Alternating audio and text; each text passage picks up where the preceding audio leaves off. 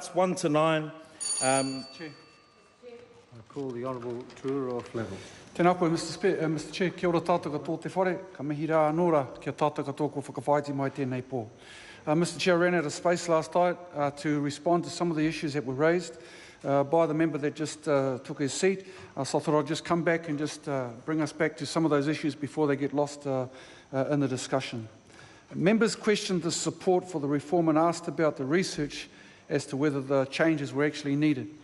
Mr. Chair, the reform has arisen out of a dialogue between Māori and the Crown over a long period of time. And during this period, a range of research and reviews have taken place and have always constantly identified the issues the reforms are seeking to address. That's why we're actually here. Concerns were raised about the reform process and that Māori landowners had not been given adequate time or been a part of the consultation process, did not necessarily fully understand the reforms. Mr. Chair, let's just put it on the record. There have been more than 171 consultation hui, more than 3,000 Māori landowners, trustees and whānau attending the hui that were set up to discuss the reforms. 3 drafts of the bill were released for consultation, and many people took part, obviously, in the opportunity to comment on the workability of the proposals. For instance, Mr. Chair, on the first exposure draft of the bill, that led to about 109 provisions being amended and the removal of 28 provisions. During the Select Committee process, 152 written submissions, 47 oral submissions were made to the Māori Affairs Select Committee.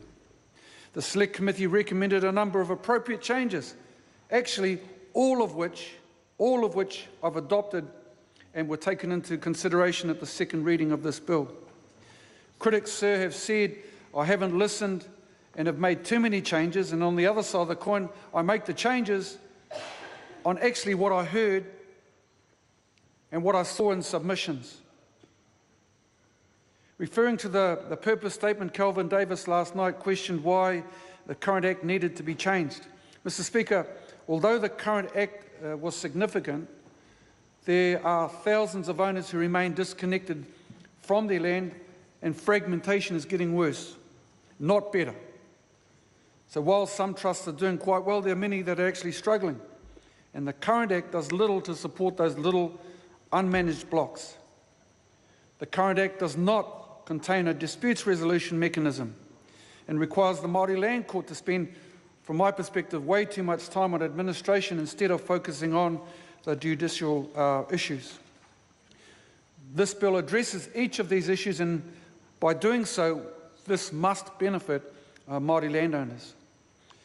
Mr. Chair, Peter Praone asks why we need to adopt a whole new bill, stating that it would have been better to simply amend the current Act. Well, sir, over the last 150 years, almost 200 different laws and amendments have been passed affecting Māori land. The current Act has inherited a huge patchwork of complex rules, many of which were designed, sure, for the time, but are now way outdated.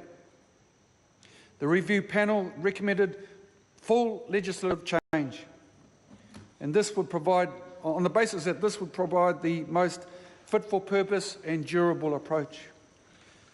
Mr. Chair, several members spoke about the principle that owners of Māori land have the right to decide how their land is used. Concerns were raised about small groups of owners dictating to the majority and how absent owners can participate in the decision-making process. So, decisions about what happens to the land can only be made by a threshold majority of all owners, not by a small group. The participating owners model applies only to decisions about what happens on the land, such as appointing a governance model. Now, this is an important part, sir, of the policy of the bill that should avoid small groups basically taking over or capturing the process. By modernising the decision-making, the bill ensures everyone has the opportunity to participate, including those who live away from their rohe. For instance, owners will be able to attend meetings in person, via a proxy or via telephone or internet-based technology. My hope is that they will be able to cast their votes using postal or email voting forms or through electronic voting system. Mr. Chair, during the debate, members raised concerns about the terminology that has been introduced. The language in the bill reflects, as I said last night, a deliberate change of focus and has been carefully chosen. We got, Mr. Chair, The Honourable Ture Whenua Māori. we got specialist advice on the choice and the use of the words and expressions in the technical context.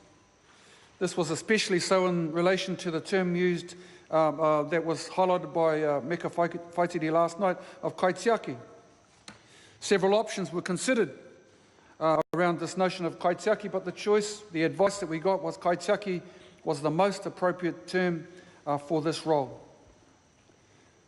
Meka Whaitiri raised the concern under clause 7(7) around kai whakamarumaru that they're considered as owners of parcels or interests that they are managing. So the current Act equivalent actually vests ownership in the trustee.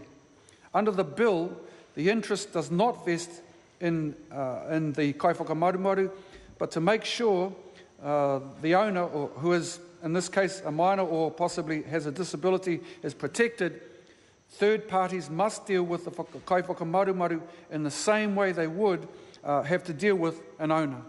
So I hope that helps the member with respect to that.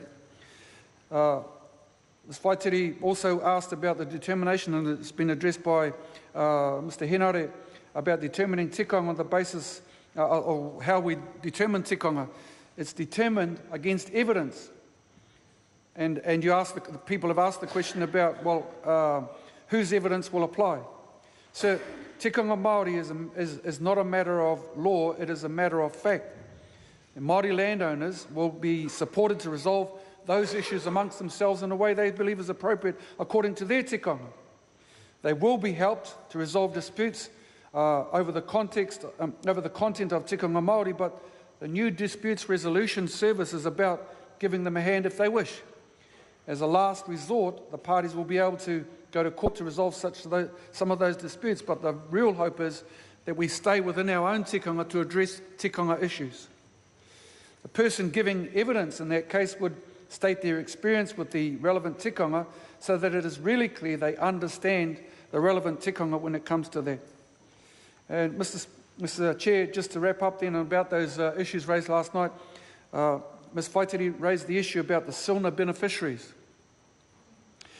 Just to respond to the member, this clause makes sure that Māori owners at commencement are treated as being associated with the land in accordance with tikanga, but because of the unique way that Silna successors are defined in the Ngāi Tahu Settlement Act, it was necessary to explicitly exclude them in this provision. So I hope that provides some background to the issue that the member raised last night. So, Mr. Speaker, that wraps up pretty much most of those issues that were dealt with last night. I look forward to the ongoing debate. Call Reno Ture Whenua Māori.